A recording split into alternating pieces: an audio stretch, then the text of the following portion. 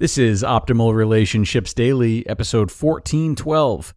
Things You Don't Realize You Do When You're Feeling Rejected, by Alysha Jeney of modernlovecounseling.com. Hello, everybody, and welcome back to Optimal Relationships Daily with me, Greg Audino.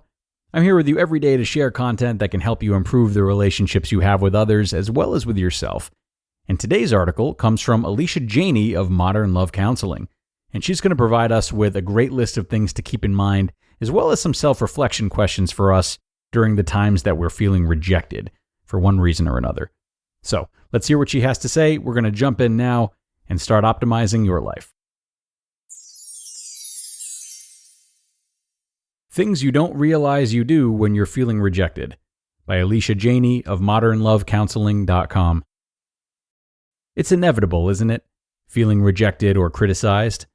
You may currently be feeling rejected by a romantic partner, although I'm sure you can also relate to feeling rejected or criticized by a friend, mentor, teacher, employer, family member, parent, etc. We're complex creatures, and our emotions, behaviors, and thoughts/assumptions are extremely personal to us. Our reality may be a product of our irrational fears, insecurities, and/or ego. Yes. However, that doesn't make our experience of pain any less real. We may go through periods of our life feeling rejected or isolated as if no one truly takes the time to really care. It sucks. I've been there. Sometimes I still go there emotionally with my relationships. It's normal. We're allowed to be sensitive beings, you know. All my life I've been told that I'm too sensitive, as if my emotional experiences were something to be ashamed of. Maybe I am too sensitive to someone on the outside, but on the inside, I have to be authentic to myself and my own experience. When things affect me, I'm not good at hiding it. In fact, I actually love that about myself now. Sorry, not sorry. We shouldn't have to apologize for our sensitivities. However, we should be responsible for trying to be mindful of our reactions and assumptions, as these can often lead us to pushing our partners away, only intensifying our experience of feeling rejected and alone. Relationships are a two-way street, my friend. You cannot speed and drive recklessly while expecting everyone else to abide by the rules. You need to take accountability for the accident without blame and work toward the greater good together. The biggest thing that I've learned about my sensitivities is that there is nothing wrong with them, but rather me being unaware of how I was using them to victimize myself was the problem. When I was feeling rejected or criticized, which again was often, I would get so upset internally that my innate reactions would be to either get aggressive and pushy, demanding a resolution to make the panic of abandonment go away, or I would shut down immediately and become withdrawn and bitter, only fueling myself with loneliness. In retrospect, I really wanted someone to protect me. Yet, if I were to be honest with myself, I wouldn't let them. Can anyone relate? All too often, I would think to myself, no one understands me, and I'm always going to be alone. I had developed a chip on my shoulder that was built up from pain and my experience of feeling rejected. I needed desperately to feel validated and accepted, but because of my unprocessed sensitivities and premature reactions, I wasn't ready to take accountability for what I could control to make it better. What I didn't understand at the time was how to be self-aware and acknowledging of how my interpretations were causing certain behaviors that were actually pushing people away from me. This only perpetuated my irrational but very real fear of being rejected. I now can use my sensitivities as a way to connect with my partner, rather than making the assumption that he doesn't care, only to push him away at any perceived threat that enters my brain. I often tell my clients, victimization and empowerment are on the same coin. It can be difficult to flip over, but it's not impossible. In fact, it's actually extremely rewarding when you do. This is not to achieve perfection because there is no such thing, but rather make the active steps to be empowered by your sensitivities, but not allow them to cloud your ability to be objective. Here are some things to consider.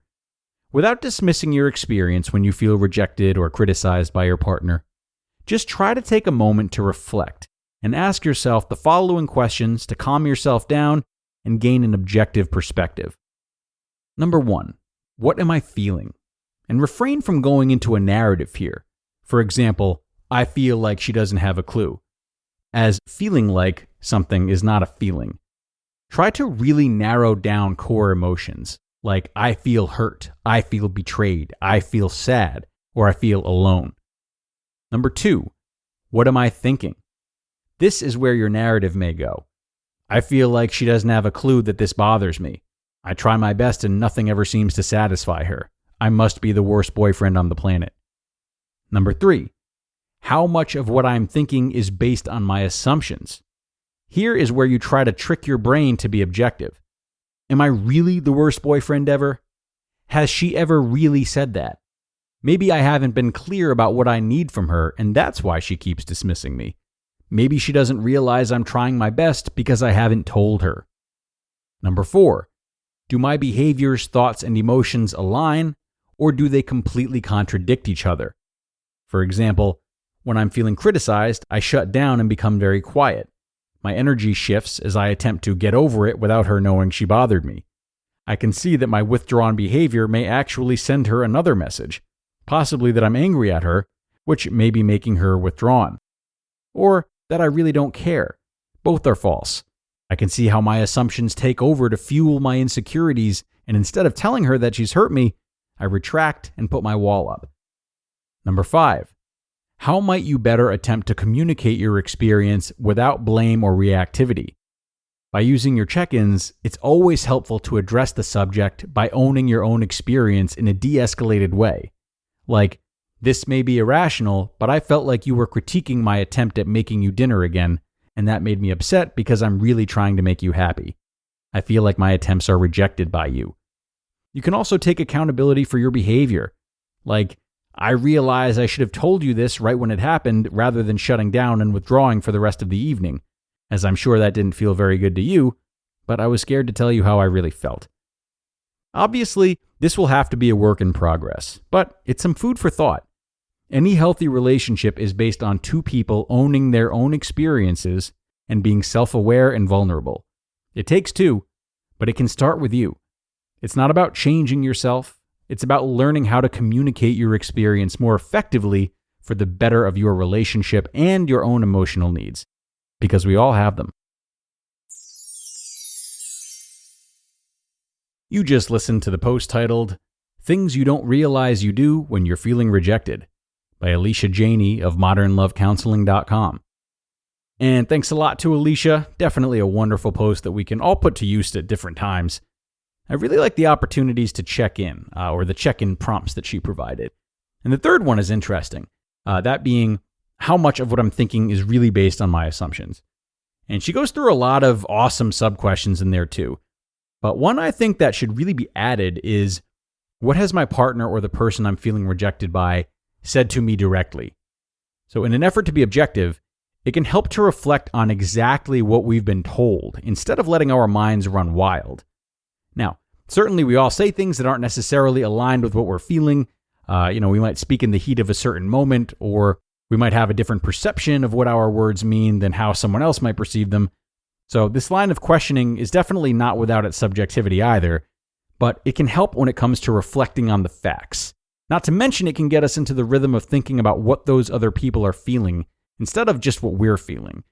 And of course, this all provides some great conversation points too, for when the time does come to maybe have a discussion about this.